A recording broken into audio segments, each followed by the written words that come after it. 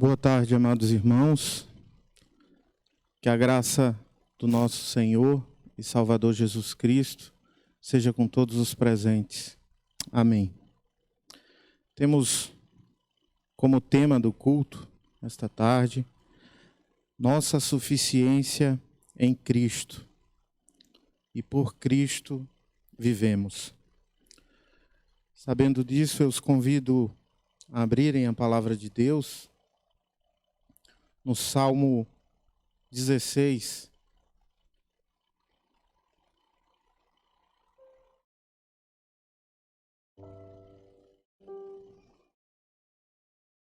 Salmo 16. Diz assim a palavra do Senhor: Guarda-me, ó Deus, porque em ti me refugio. Digo ao Senhor: Tu és o meu Senhor. Outro bem não possuo, senão a ti somente. Quanto aos santos que há na terra, são eles os notáveis, nos quais tenho todo o meu prazer. Muitas serão as penas dos que trocam o Senhor por outros deuses. Não oferecerei as suas libações de sangue, e os meus lábios não pronunciarão o seu nome. O Senhor é a porção da minha herança e o meu cálice. Tu és o arrimo da minha sorte. Cai-me as divisas em lugares amenos. É muito linda a minha herança. Bendigo o Senhor, que me aconselha, pois até durante a noite o meu coração me ensina. O Senhor tem-o sempre à minha presença, estando Ele à minha direita, não serei abalado.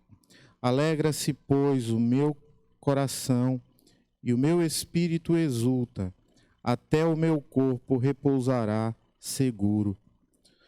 Pois não deixarás a minha alma na morte, nem permitirás que o seu santo veja corrupção.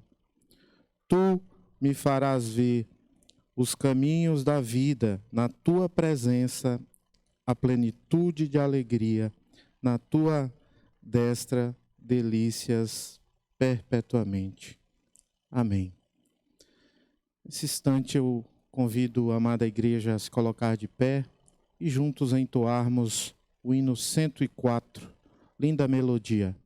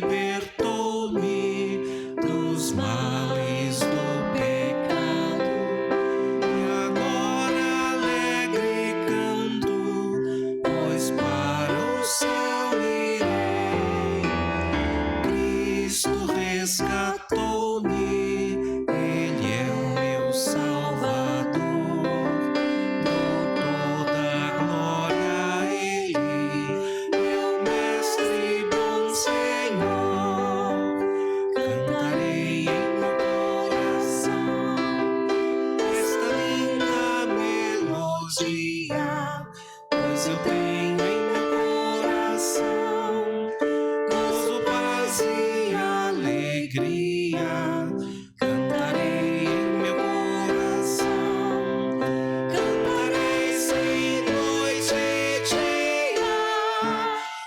Aleluia, aleluia, feliz sempre cantarei.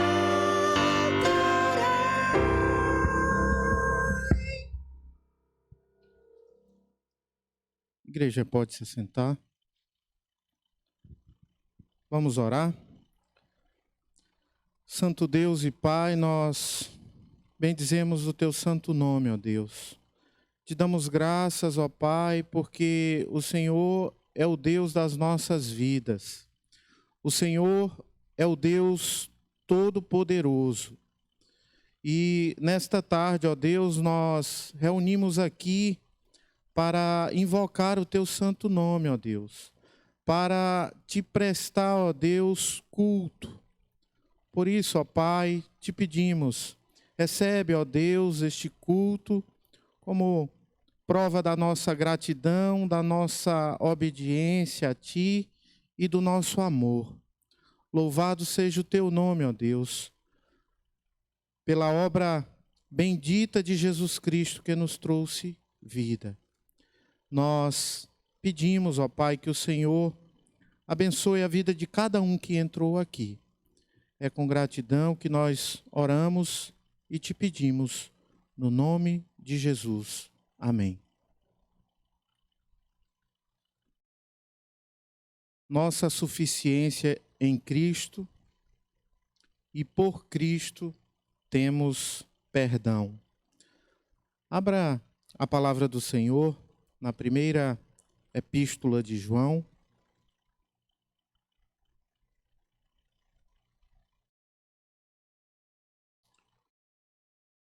do verso 5 até o verso 2 do capítulo 2.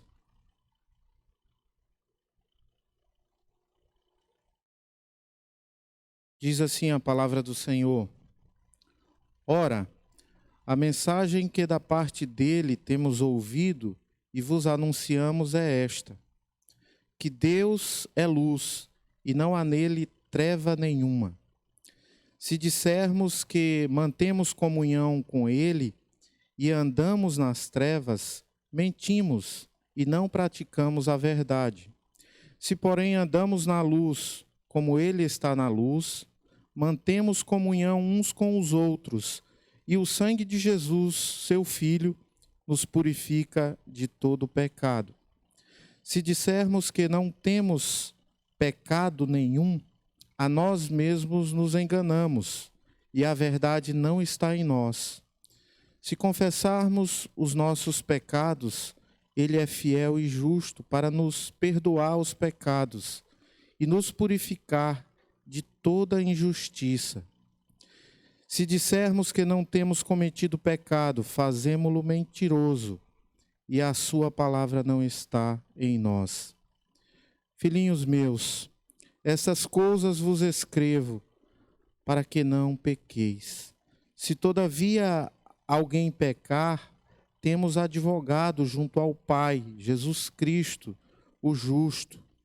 E ele é a propiciação pelos nossos pecados, e não somente pelos nossos próprios, mas ainda pelos do mundo inteiro. Amém. Amados, este é um instante que nós temos a oportunidade de forma individual, confessarmos os nossos pecados, as nossas falhas ao nosso Senhor e pedir perdão a Ele. Curvemos então as nossas cabeças e oremos ao nosso Deus. Depois de alguns instantes, nós cantaremos o hino 144, Segurança e Alegria.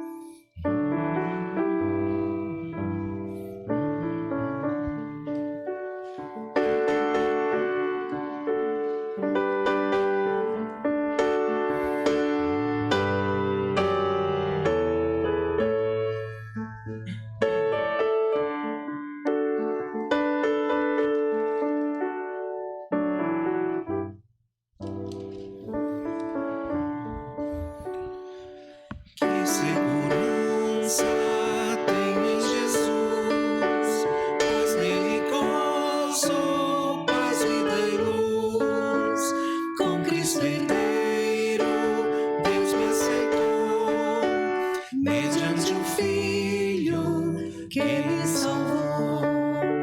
Quando essa história cantando assim, Cristo na cruz foi morto por mim. Quando essa história cantando assim, Cristo na cruz foi morto por mim. inteiramente me submeti, plena alegria nele senti. Anjos descendo, trazem dos céus provas da graça que vem de Deus. Quando essa história cantando assim, Cristo na cruz foi morto por mim. Quando essa história cantando assim, Cristo na cruz foi morto por mim.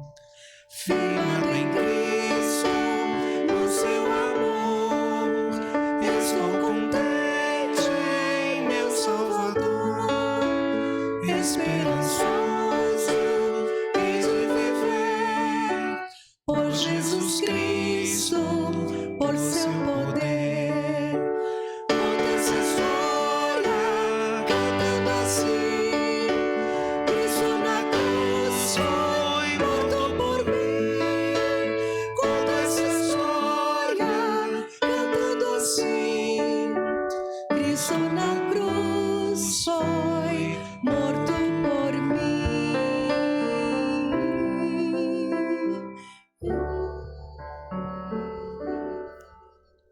Sentai-vos. Nossa suficiência em Cristo, e em Cristo temos alegria. Abra a palavra do Senhor, mais uma vez. Evangelho segundo escreveu João, capítulo 15, do verso 1 ao verso 5.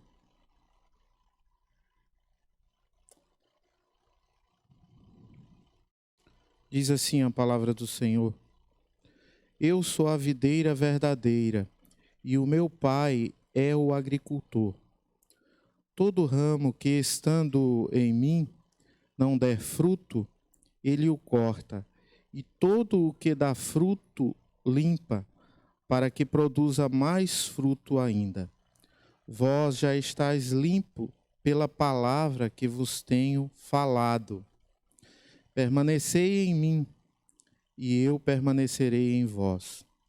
Como não pode o ramo produzir fruto de si mesmo, se não permanecer na videira, assim nem vós o podeis dar, se não permanecerdes em mim. Amém. Senhor, aplique a sua palavra a cada coração. Nesse instante, nós vamos ser conduzidos por cânticos congregacionais e convido os amados irmãos a se colocarem de pé para juntos, com alegria, louvarmos ao nosso Deus.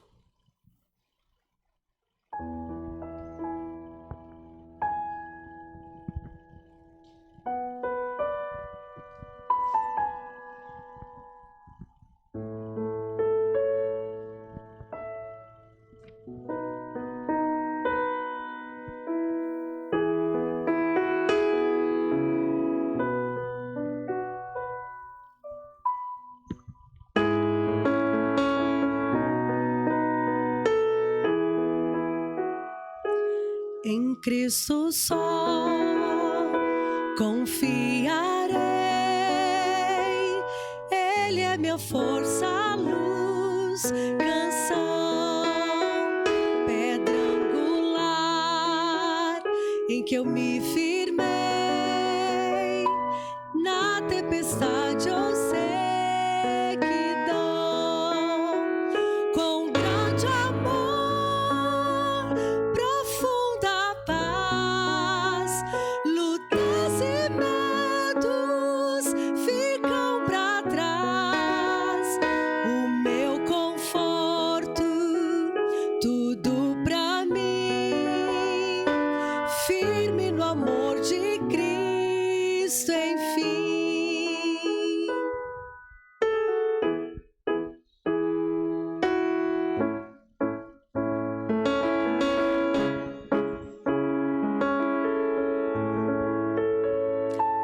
Cristo só, que se encarnou,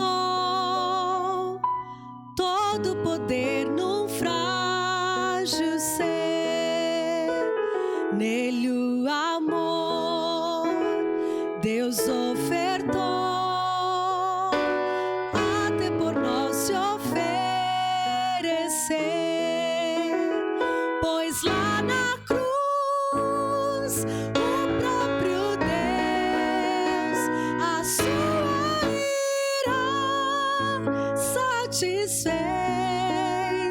o meu pecado Jesus levou, vivo na morte dele estou.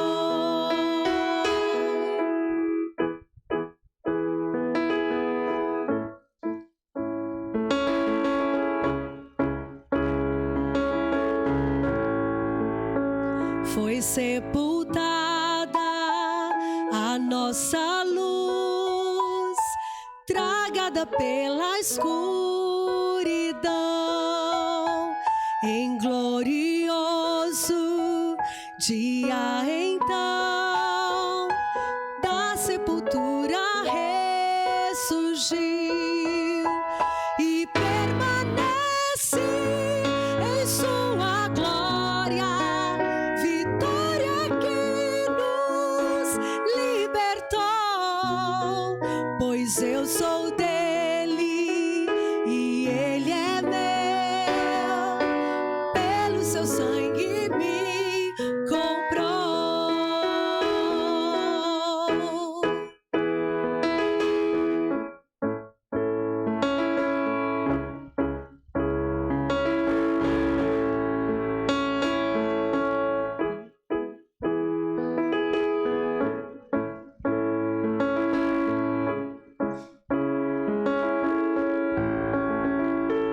Não mais a culpa, não mais a morte, este é o poder de Cristo em mim. Jesus comanda a minha sorte, desde o início até o fim. Nenhuma força poderá de sua mão me arrancar, até com ele me encontrar, firme estarei no seu poder. Oh, oh, oh, oh, oh, oh. Oh, oh, oh,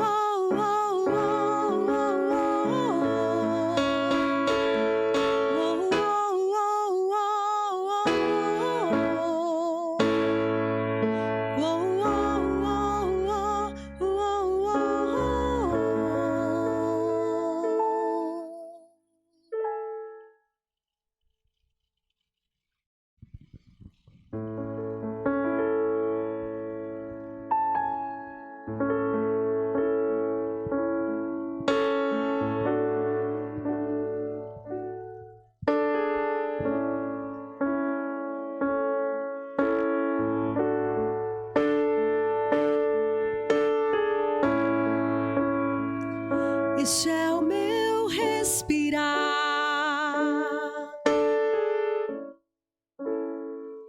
este é o meu respirar. Teu Santo Espírito vivendo em mim, e este é o meu pão, e este é o meu pão. Tua vontade feita em mim,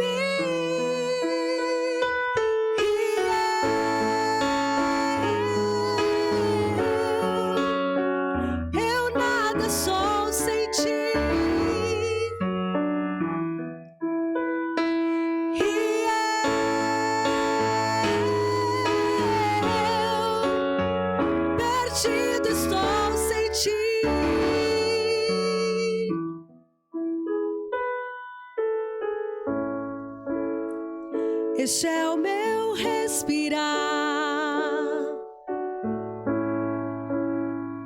Este é o meu respirar,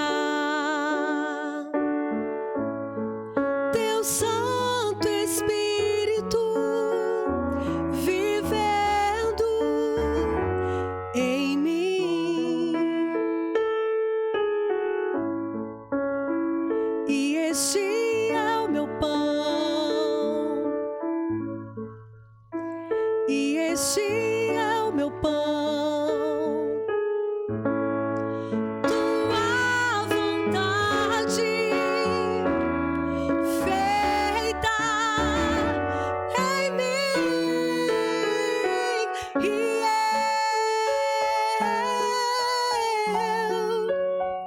eu nada sou sem ti. E eu perdido sou sem ti. E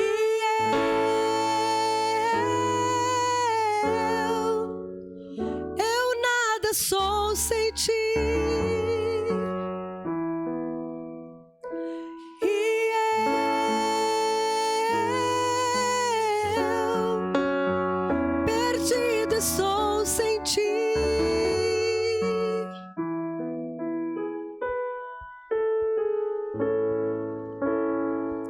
Este é o meu respirar.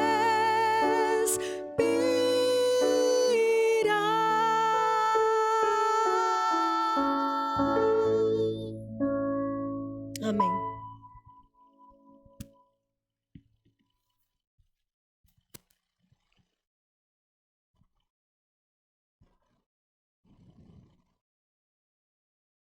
Vamos orar ao nosso Deus,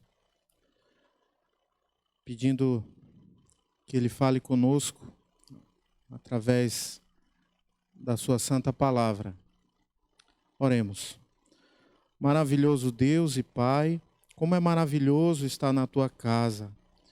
Como é maravilhoso, ó Deus, poder louvar o Teu nome.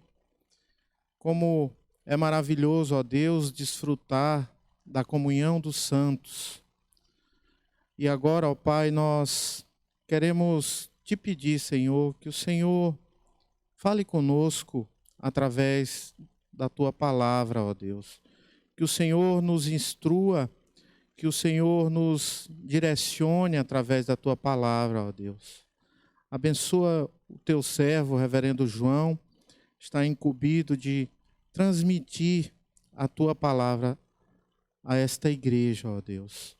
Que seja usado por Ti, ó Pai, para a transmissão daquilo que o Senhor quer nos conceder. Por isso, ó Deus, é que oramos agradecidos e Te pedimos no nome de Jesus por isso. Amém.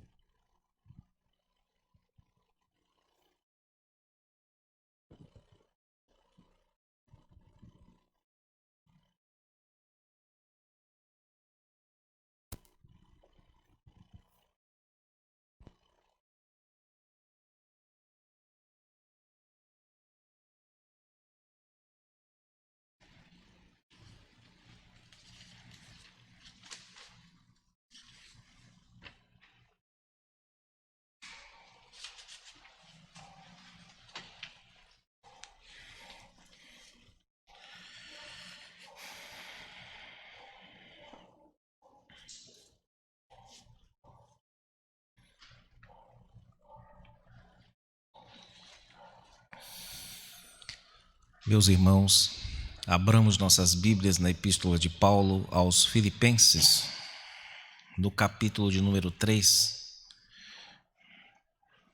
e ouçamos os 3 primeiros versículos deste capítulo 3 de Filipenses.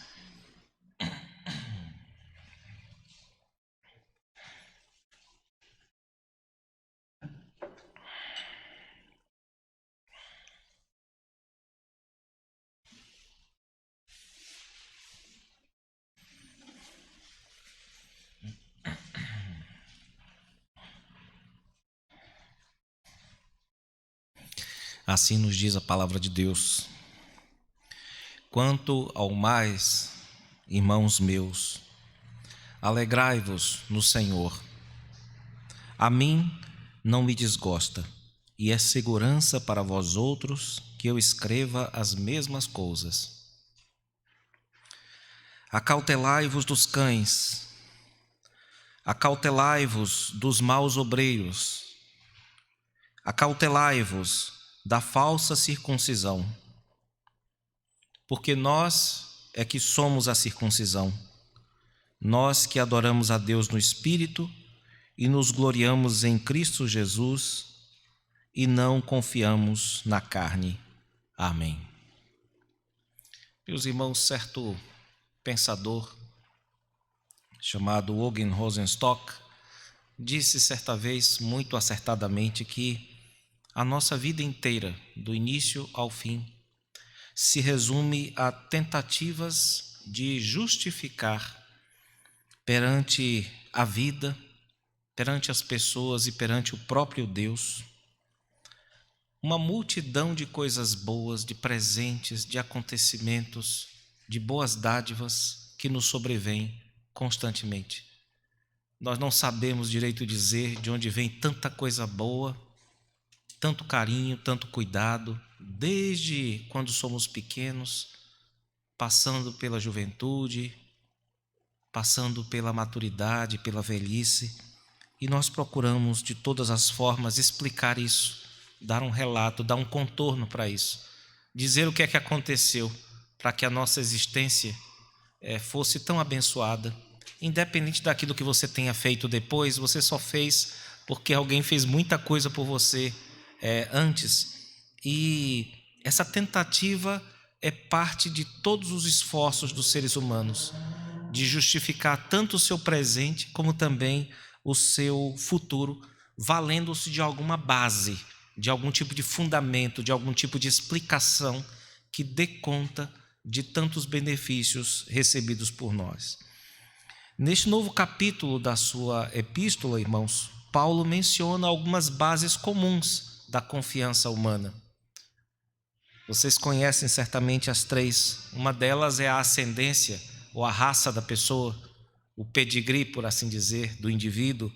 É uma alegação para que ele justifique a vida dele, ou fundamente a vida dele, ou explique a vida dele de algum modo. A religião é outro modo da pessoa fundamentar e justificar a sua existência.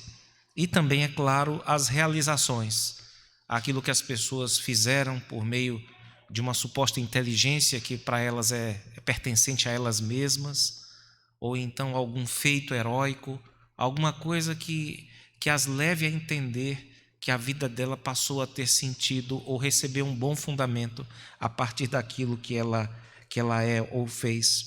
E Paulo compara essas bases durante todo esse capítulo àquela base que nos é oferecida por Deus, que é o Senhor da alegria. Essa para Paulo é a base que fundamenta e que justifica tudo mais na sua vida. Ele está dizendo que tudo mais na minha vida foi graça, e essa graça que me veio na pessoa bendita de Jesus Cristo. O capítulo abre com uma ordem da parte do apóstolo que ocorrerá outras vezes nesta carta. Para alguns estudiosos, ela serve até para demarcar quando uma nova sessão da epístola começa. Ele começa dizendo: alegrai-vos no Senhor. E esse é um chamado para todos os crentes em todos os tempos, para que eles se firmem em Cristo.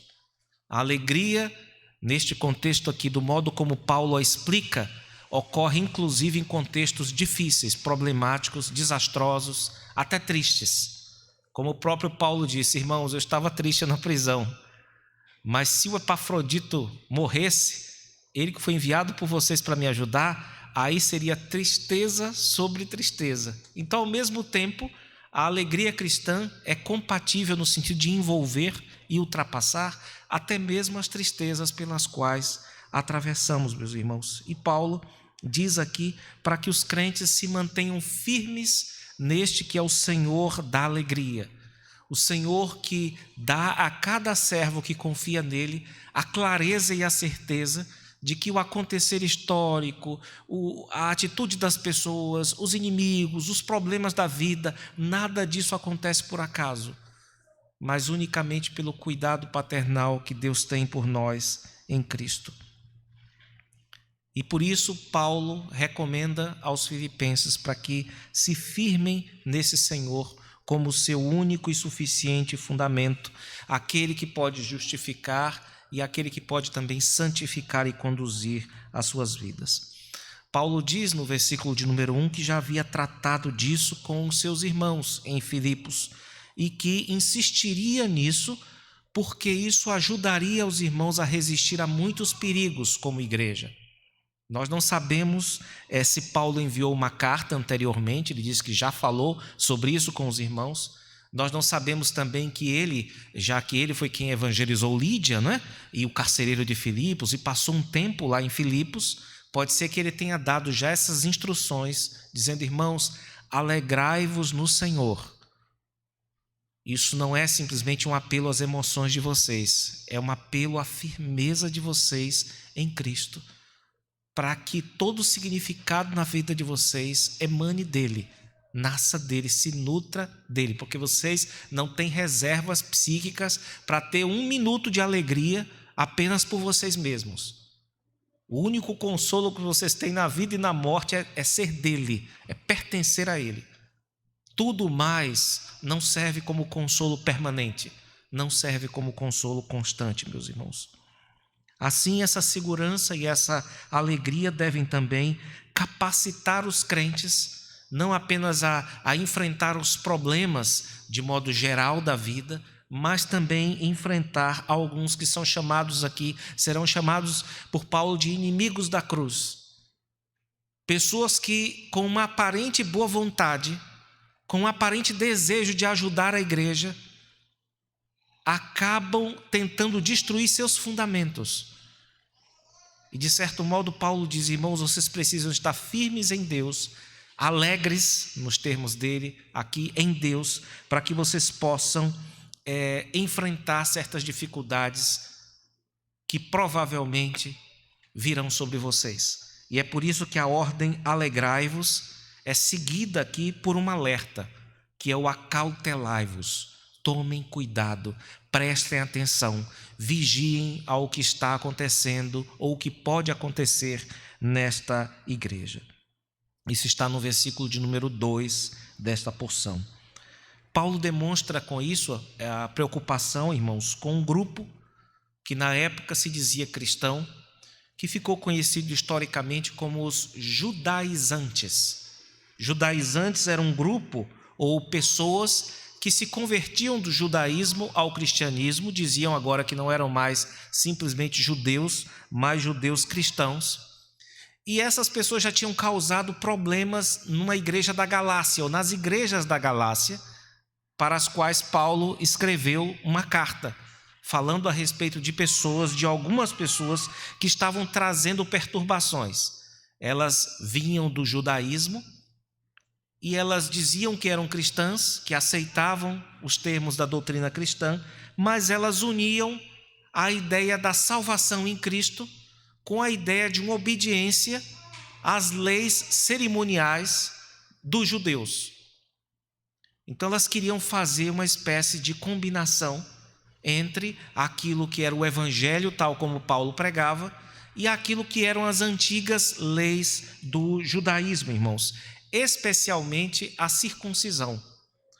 A circuncisão, que é uma marca física que foi ordenada pelo próprio Deus a Moisés no Antigo Testamento, em Gênesis no capítulo de número 17, com o fim de identificar as pessoas que pertenceriam publicamente ao povo de Deus, ao povo de Israel. Os israelitas, no entanto, irmãos, puseram tanta confiança nessa marca, eles acreditavam tanto que essa marca era uma espécie de símbolo ou de sinal inequívoco da sua salvação, que muitos achavam que se alguém fizesse essa marca no corpo, isso seria suficiente para que tal pessoa fizesse parte do povo de Deus, mesmo que seus corações não fossem convertidos, mesmo que eles não fossem realmente crentes na pessoa de Deus, na palavra de Deus, nas leis de Deus. E, no entanto, também no Antigo Testamento, essa ideia não é oriunda meramente do Novo Testamento. Se fosse, estaria correta, mas isso já pode ser visto no Antigo Testamento, irmãos, que o próprio Deus já dizia por meio de profetas como Jeremias que a circuncisão física devia ser um sinal de que havia também uma operação não apenas física na pessoa, mas também uma operação no profundo do coração. Daí se falar também no Antigo Testamento a respeito de circuncisão do coração. Então nós temos no Antigo Testamento tanto este requerimento de que, olha, para você ser um israelita, não basta você passar pela cerimônia da circuncisão, porque se for só isso, isso equivale a você tomar um corte. Só que neste caso seria um corte intencional e não acidental. É preciso que isto aí que acontece com o israelita numa cerimônia tenha uma correspondência, tenha uma contraparte no coração dele, de alguma operação que Deus está fazendo ali naquela vida. E isso estava claro desde os antigos profetas no Antigo Testamento.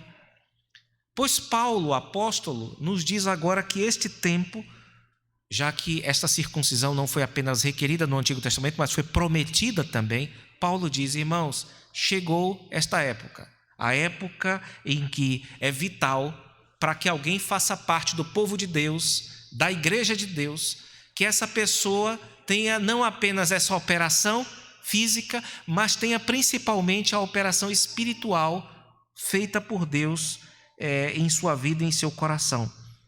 Então, aquele que aceita o Evangelho experimenta essa circuncisão do coração, não como uma obra humana, mas como algo que é operado por Deus.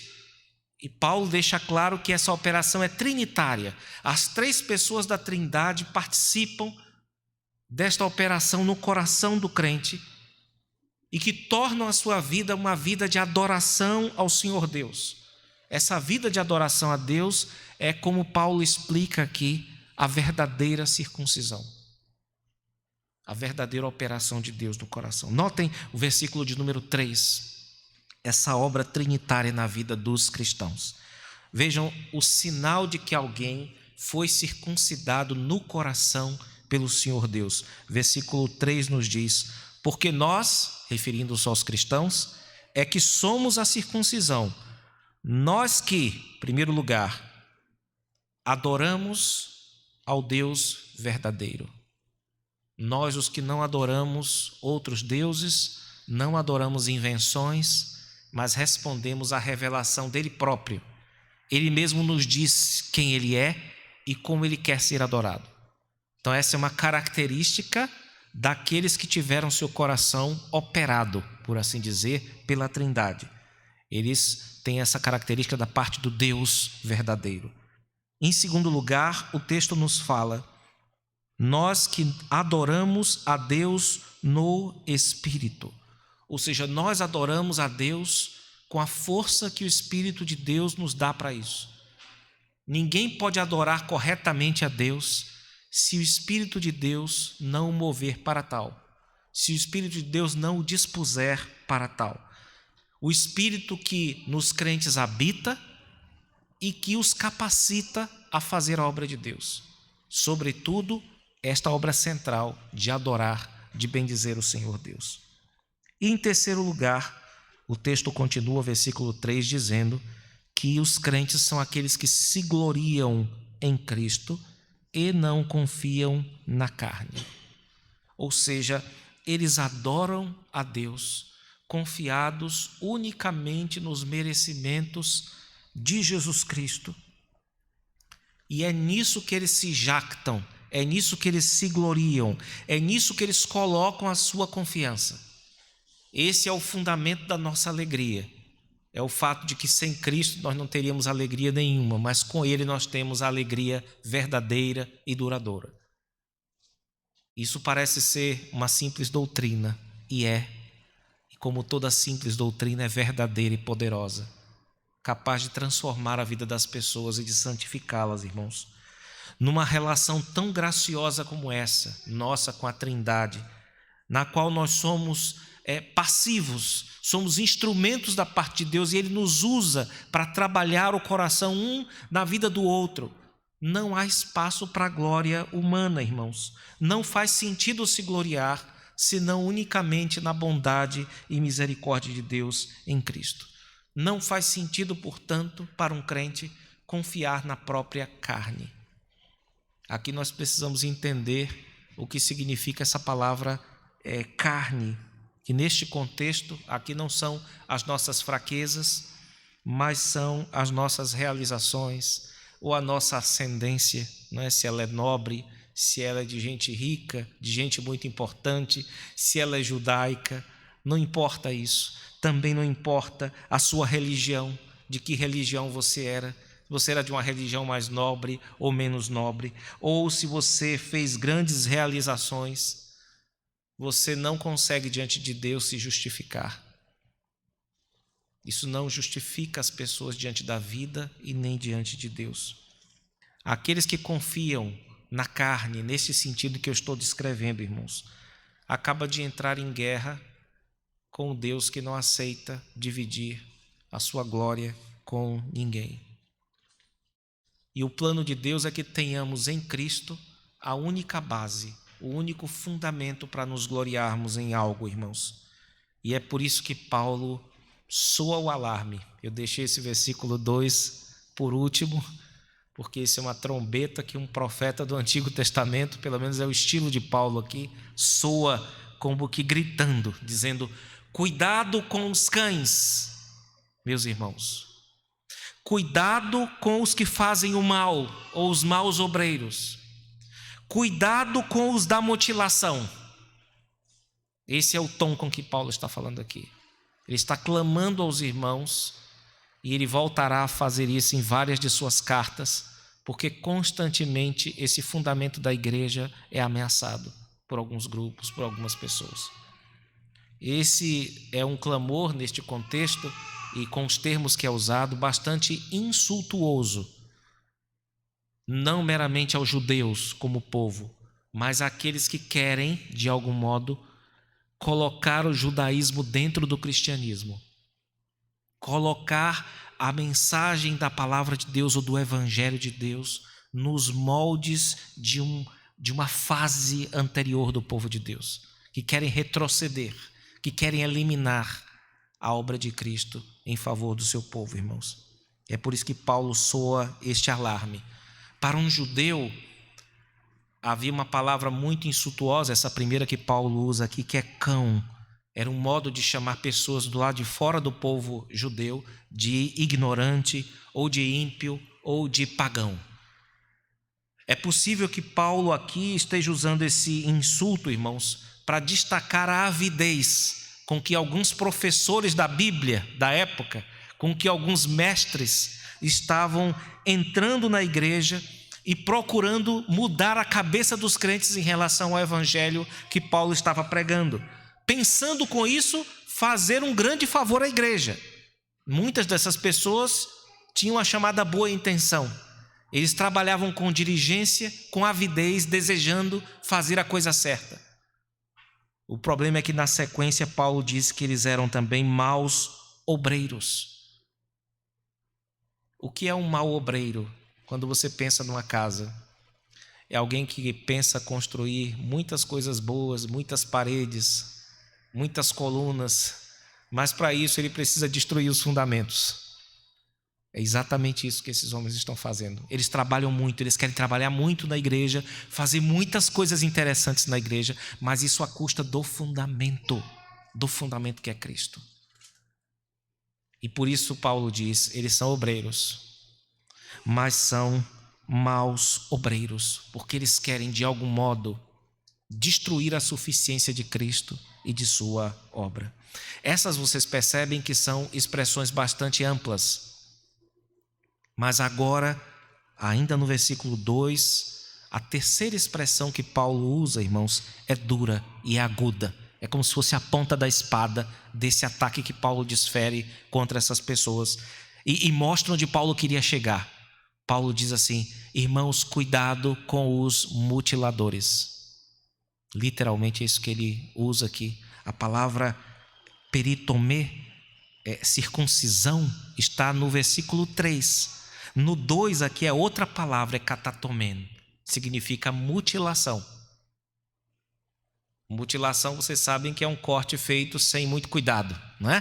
Sem cuidado nenhum, sem critério nenhum. E Paulo está aqui emitindo um profundo insulto para aqueles judaizantes, irmãos. Para vocês terem ideia, essa palavra mutilar aqui foi utilizada na versão grega do Antigo Testamento, a Septuaginta, para falar da automutilação daqueles profetas de Baal do livro de Reis. Então, um termo claramente insultuoso, e Paulo está usando aqui para defender as ovelhas do ataque dessas pessoas que, ao que parece, já estavam infiltradas ou queriam estar infiltradas, irmãos. Então, desde a vinda de nosso Senhor, é o que Paulo está dizendo, quando esse ritual da circuncisão é feito sem ter como referência a Cristo e sem estar no espírito do Evangelho, irmãos, ele perde o seu significado e ele simplesmente se iguala a uma prática pagã.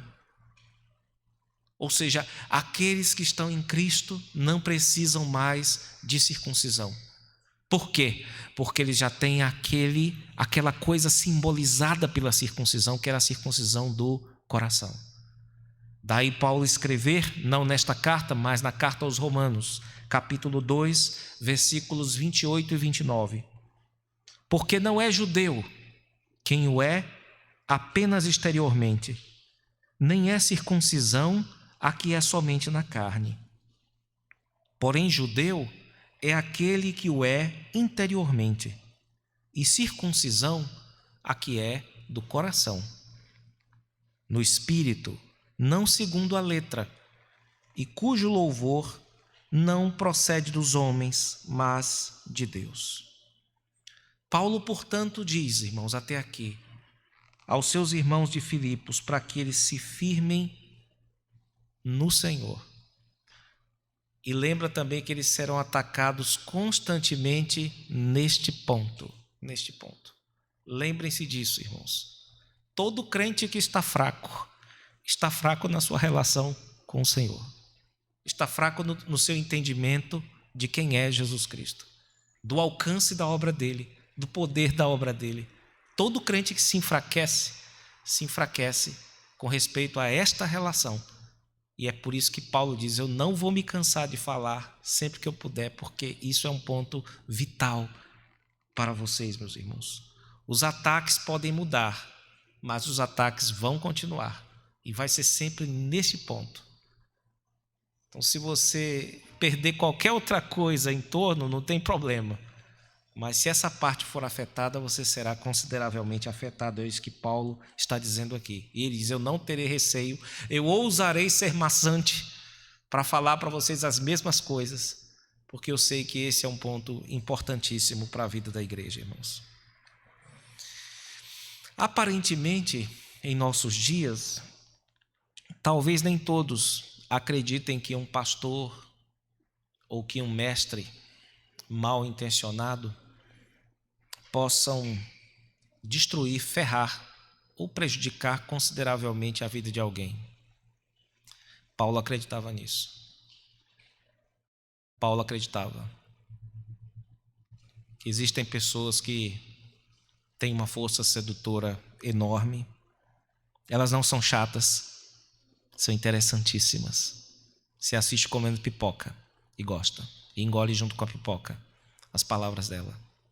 Tem gente que é assim, gente que é boa com as palavras, embora não com as intenções e com os propósitos, irmãos. E é por isso que Paulo insistia nesse ponto. Vocês sabem bem, ele próprio diz de vez em quando, nas entrelinhas de suas cartas, né, que alguns crentes reclamavam da presença pessoal dele, que ele não era exatamente um superstar quando chegava, enquanto que tinha gente muito eloquente entre os gregos, né? Tinha uma capacidade retórica muito grande e agradava mais. Esse é um problema da igreja desde sempre, irmãos.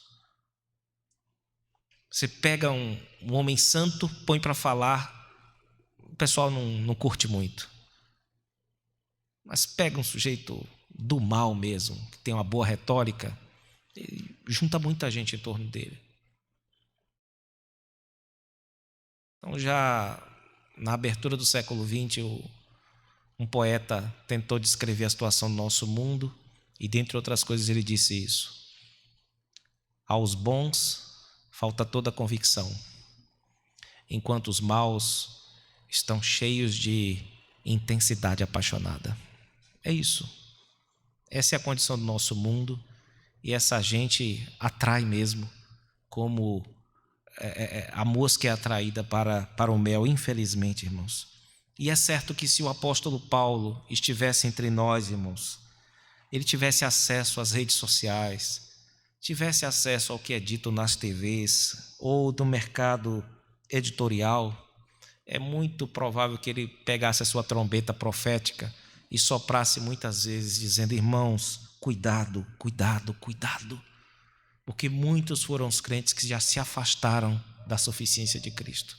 Muitas foram as igrejas que se afastaram e que estão se afastando da suficiência de Cristo, trocando esse fundamento por outros, meus irmãos, buscando justificar sua existência na terra como igreja ou como indivíduos, a partir de realização, a partir de pedigree, de ascendência, de beleza, de riqueza, de outros fundamentos que ficarão por aqui, que serão levados pela traça, pela ferrugem, pelo tempo que a tudo destrói.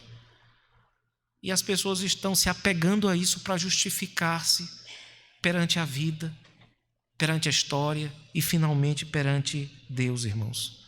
Mas o que esse texto nos ensina de mais profundo é a respeito desta base. Qual deve ser a base da nossa vida? No que nós devemos nos gloriar? O que é que você pode encher a boca e se gabar? Dizer assim: poxa, eu vou contar uma coisa aqui que para mim é a glória das glórias para mim. O que é? Os profetas já diziam, já bradavam do Antigo Testamento o seguinte.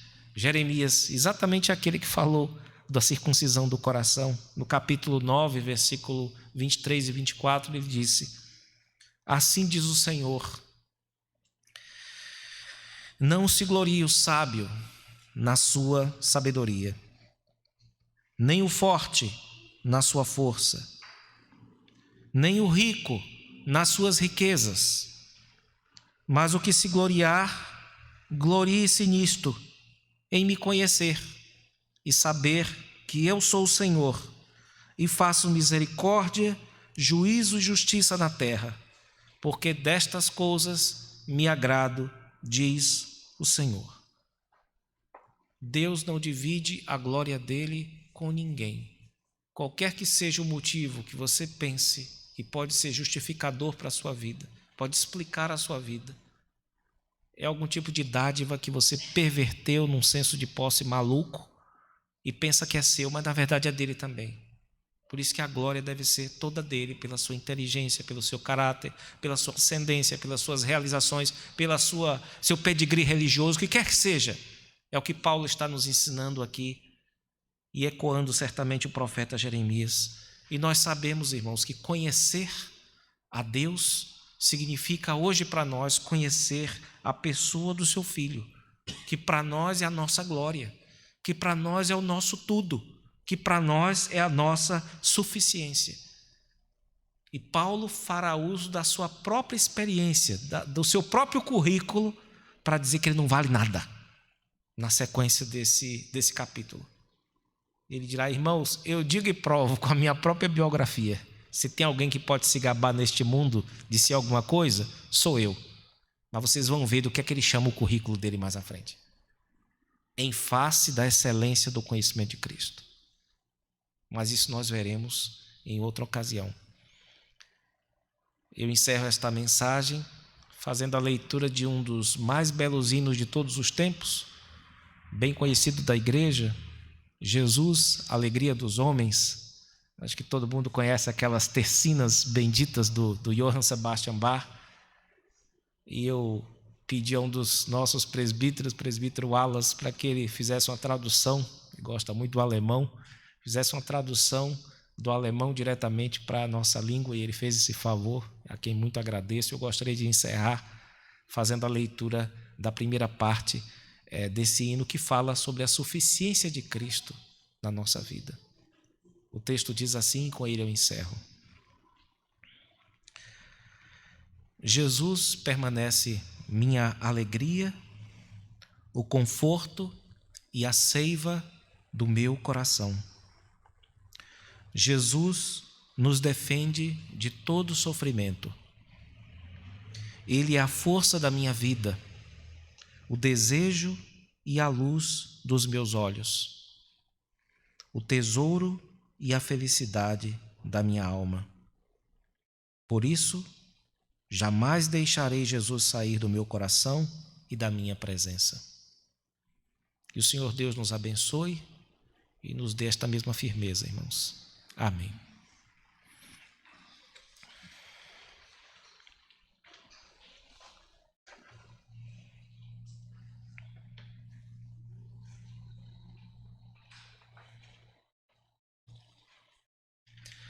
Nós vamos, neste instante, passar a parte da Santa Ceia do Senhor e eu convido aos irmãos para que abram suas Bíblias na primeira epístola de Paulo aos Coríntios, capítulo de número 11,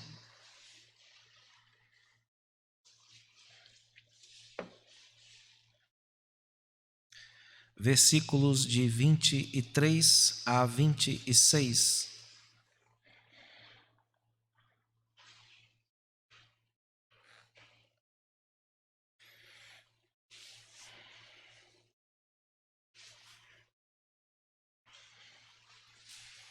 Assim nos diz a palavra de Deus, 1 aos Coríntios 11, 23 a 26, nos diz assim: Porque eu recebi do Senhor o que também vos entreguei, que o Senhor Jesus, na noite em que foi traído, tomou o pão e, tendo dado graças, o partiu e disse: Isto é o meu corpo, que é dado por vós. Fazei isto em memória de mim. Por semelhante modo, depois de haver ceado, tomou também o cálice, dizendo: Este cálice é a nova aliança no meu sangue. Fazei isto todas as vezes que o beberdes, em memória de mim. Porque todas as vezes que comerdes este pão e beberdes o cálice, anunciais a morte do Senhor até que ele venha. Amém. Mais uma vez eu gostaria de pensar juntamente com os irmãos sobre estas palavras, guiado por um dos nossos documentos confessionais, o Catecismo Menor de Westminster, que nos diz assim na sua pergunta 96, com a sua resposta. A pergunta é: o que é a ceia do Senhor? A resposta, muito simples, é: a ceia do Senhor é um sacramento, no qual, dando-se a receber, ou dando-se e recebendo-se pão e vinho, conforme a instituição de Cristo, se anuncia a sua morte. E aqueles que participam dignamente tornam-se, não de uma maneira corporal e carnal, mas pela fé, participantes do seu corpo e do seu sangue, com todas as suas bênçãos para o seu alimento espiritual e crescimento em graça. Amém. Meus irmãos, o relato que nós lemos em 1 Coríntios, capítulo 11, nos mostra que o nosso Senhor primeiro tomou o pão, depois separou este pão do uso comum, porque ele deu graças e assim santificou o pão. Depois disso, ele dividiu, promoveu comunhão. Ele não deu o pão só para um, mas deu pão para todos os seus discípulos, promovendo assim a comunhão e trazendo assim os benefícios que ele próprio prometeu. Tudo isso indicava os benefícios que Cristo desejava e trouxe efetivamente para os seus discípulos. De nós espera-se aquilo que ele esperou dos seus discípulos. Primeiro, que eles acreditassem em suas palavras, que eles tivessem fé. Se nós temos fé, confiança nas palavras de Jesus Cristo, devemos participar deste sacramento.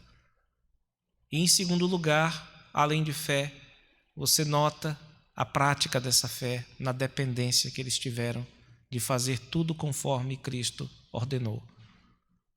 Então, o que se exige de nós, meus irmãos, nesta tarde, é que nós creiamos na bondade de Deus em Cristo Jesus para conosco e aceitemos esta aceitação divina. Aceitemos o fato de que Deus em Cristo nos recebe, mesmo sendo nós indignos. Esse é um movimento da graça de Deus para nós. E que ninguém toque neste fundamento. Ninguém nunca coloque um preço, ninguém nunca diga que você tem que fazer alguma outra coisa, porque você mesmo reconhece que até a sua fé é um dom de Deus. Nesta confiança, irmãos, elevemos nossos corações ao Senhor, roguemos a Ele para que mais uma vez isso se repita, possamos separar os elementos do seu uso comum, dar graças a Ele, rogar que Ele consagre os elementos, receber por fé e praticar mais uma vez a dependência nossa da vida de Cristo, do sangue de Cristo, da carne de Cristo para a nossa salvação e santificação. Vamos orar ao Senhor.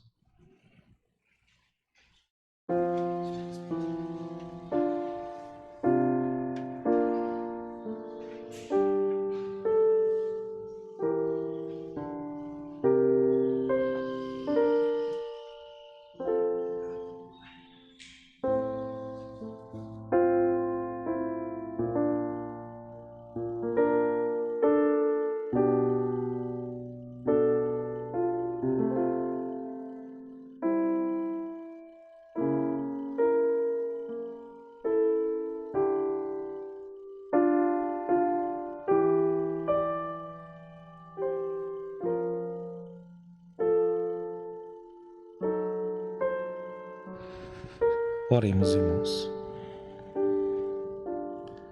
Bendito seja o Senhor Deus de Israel, de eternidade a eternidade. Por tua bondade em Cristo Jesus nós te agradecemos, Senhor.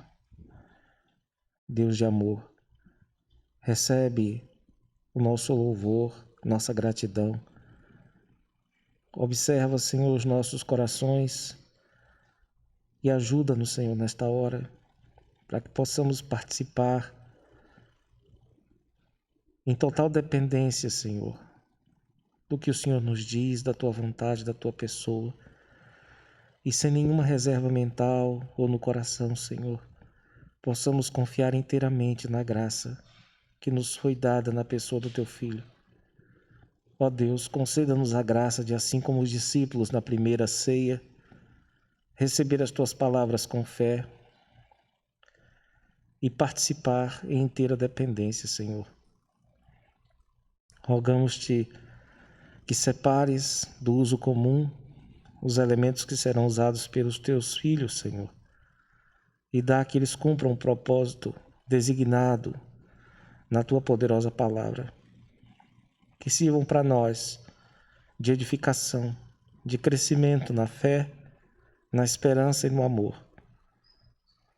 Dá-nos a graça, Senhor, de nos firmar a cada dia no Senhor da alegria, no fundamento da nossa vida, naquilo que nos justifica, Senhor. Rogamos, ó Deus, a tua bênção sobre nós nesta hora. Rogamos, Senhor, que o Senhor santifique as nossas vidas e nos ajude, Senhor, a vivermos conforme o chamado do Evangelho para nós. Pedimos estas bênçãos agradecidos em nome de Jesus. Amém.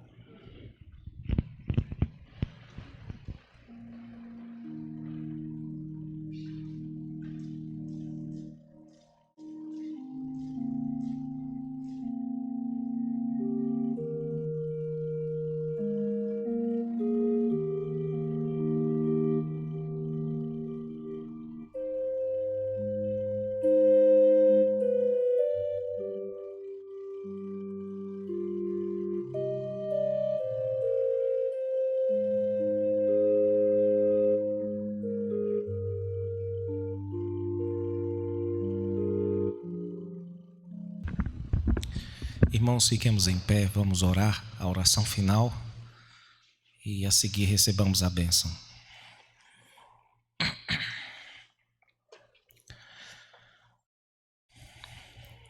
Senhor, Tu tens sido o nosso refúgio de geração em geração. Antes que os montes nascessem e se formassem a terra e o mundo, de eternidade a eternidade, Tu és Deus. Nós Te louvamos pela honra que foi ter passado este tempo mais detido em Tua presença. Pela honra que foi, Senhor, ter sido cada um de nós exposto aos valores mais altos, jamais revelados ao homem. Nós Te agradecemos por Tua misericórdia, que continuamente trabalha nos nossos corações, pela Trindade Santa, que está a cada dia nos transformando, mesmo quando nós não sentimos isso, Senhor. Nós cremos mais na Tua palavra do que nos nossos sentimentos e nas impressões do nosso coração. Por favor, Senhor, conserve em nós esta segurança. Continue, Senhor, segurando as nossas mãos com a Tua bendita, misericordiosa mão, Senhor, nesta semana. Continue a nos conduzir no meio dessas dificuldades pelas quais temos passado. Continue a nos sustentar como igreja. Continue, Senhor, a trabalhar em nossos corações que pela Tua graça foram circuncidados. Ajuda-nos, ó Deus, a viver uma vida digna do Evangelho, crendo na Tua palavra e dependendo do Senhor. Pedimos para que a Tua mão venha sobre nós, o Teu povo, e que a Tua bondade continuamente nos ajude, nos assista, Senhor. E que o Senhor nos trate como costuma tratar o Teu povo, com a Tua imensa e maravilhosa bondade paternal.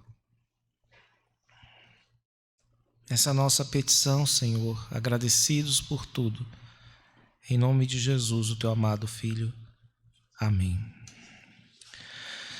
A graça de nosso Senhor e Salvador, Jesus Cristo, o amor de Deus, nosso Pai, e a comunhão do Espírito Santo sejam com todos vós e com todo Israel de Deus espalhado pela face da terra, hoje e para todo sempre.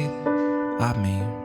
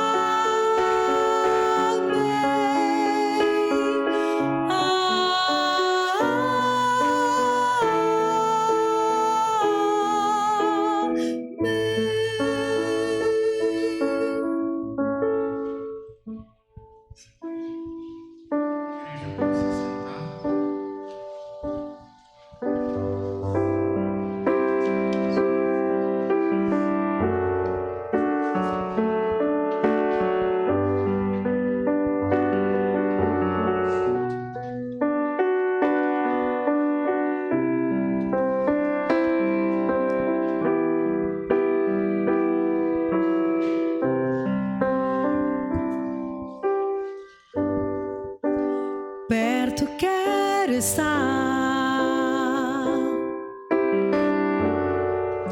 junto aos Teus pés,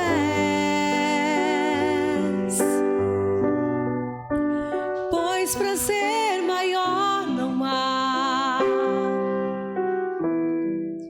que me render e Te adorar. Tudo que há em mim quero Te ofertar,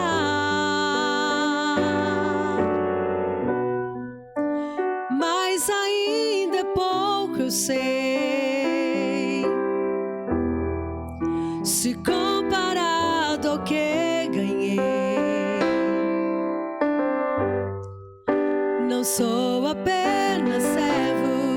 teu amigo me tornei.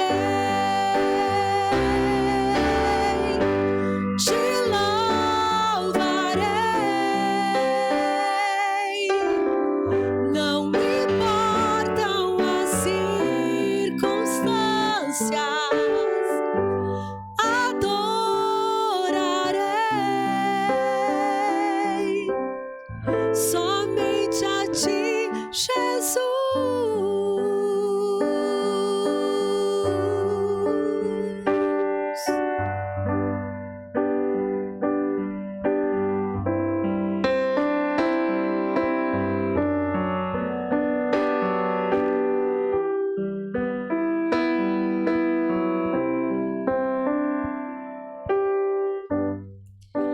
Perto quero estar,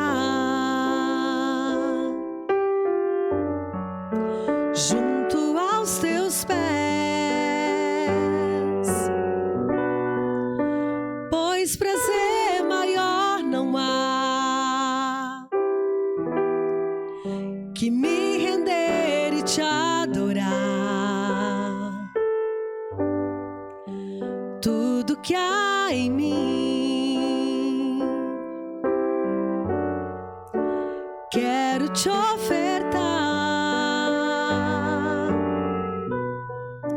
mas ainda é pouco, eu sei, se comparado ao que ganhei. Não sou apenas servo, teu amigo me tornei. Te louvarei.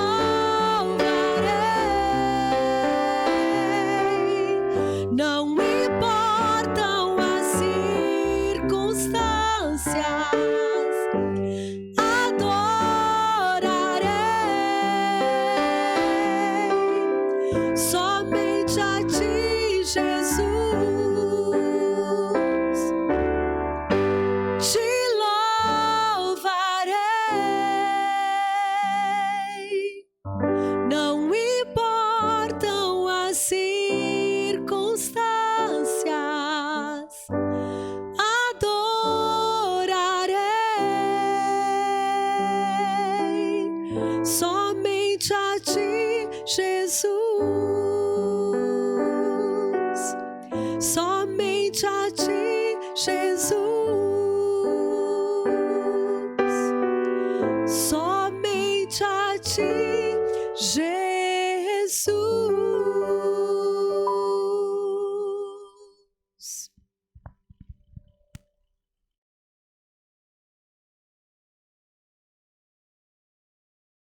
Não temos aqui nenhum visitante pela primeira vez. Está aqui conosco hoje Reverendo Iron. Quem não conhece, foi pastor aqui da igreja por muitos anos. Seja muito bem-vindo, Reverendo Iron. Sempre um prazer recebê-lo aqui. Deus abençoe, viu? Temos aqui a nossa agenda semanal, meus amados irmãos. Quarta-feira nós temos aqui na igreja a reunião presencial da UPH, né? Então, aos sócios da UPH, todos estão convocados às 19 horas para participarem deste encontro, né? Depois de muitos meses se reunindo virtualmente, nos reuniremos aqui na igreja. Será estudado o capítulo 2 do livro O Homem Bíblico. Trará a palavra o presbítero Wilson. Quinta-feira, às 20 horas, nós temos o Chimarrão com Bíblia, que será transmitido pelo Facebook e pelo YouTube. Reunião de oração no domingo, às 9 horas da manhã, também pelo Facebook e pelo YouTube. E a nossa EBD, às 9h30 da manhã, será uma EBD especial. 503 anos da Reforma Protestante. Então, às 9h30 da manhã, ali pelo Webex, O link será disponibilizado ali depois no grupo de comunicação da nossa igreja. Culto presencial no próximo domingo às 16 horas. Você que nos assiste pelas redes sociais, você pode, querendo participar, solicitar através das redes sociais, que iremos agendar e colocar o seu nome para que você esteja participando desse momento de culto.